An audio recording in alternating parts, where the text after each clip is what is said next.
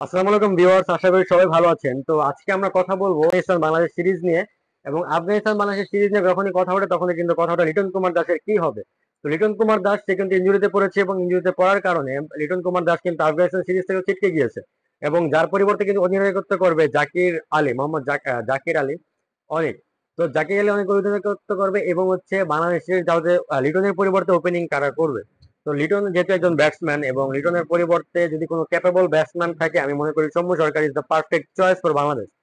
কারণ সৌম্য সরকার সে কিন্তু খুব এক্সপিরিয়েন্স ক্যাম্পেইনার এবং লাস্ট যে টি-20 ফরম্যাটে বাংলাদেশের যে টি-20 লিগ হচ্ছে সেখানে কিন্তু সৌম্য সরকার কনসিস্টেন্টলি পারফরমেন্স করে যাচ্ছে। এবং সৌম্য সরকার ব্যাকগ্রাউন্ডটা যদি আমরা দেখি, সে কিন্তু টি-20তে খুবই ভালো খেলে এবং দুবাইয়ের মাটিতে সৌম্য সরকারের তেমন কোনো ভালো ইনিংস আমার মনে পড়ছে না।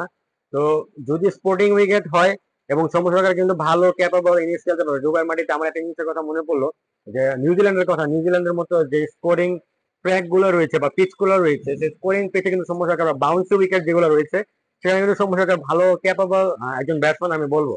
কিন্তু লিটন কুমার দাসের পরিবর্তে Soumya Sarkar is the best choice for Bangladesh. এবং সৌম্য সরকার কিন্তু ধরে খেলার যে মানসিকতা সেটাও রয়েছে এবং পাওয়ার প্লেতে যে ব্যবহার, সেই পাওয়ার প্লেতে কিন্তু সে তার ব্যবহারটা কিন্তু খুবই আমাদের মনে হয় কাজে দিবে। এবং স্পিনারদের বিরুদ্ধে সৌম্য সরকার কিন্তু খুবই ভালো বরাবরই। সৌম্য সরকারকে কিন্তু কাজে লাগবে আমাদের আফগানিস্তান সিরিজে, সেটা আমরা বলতেই পারি।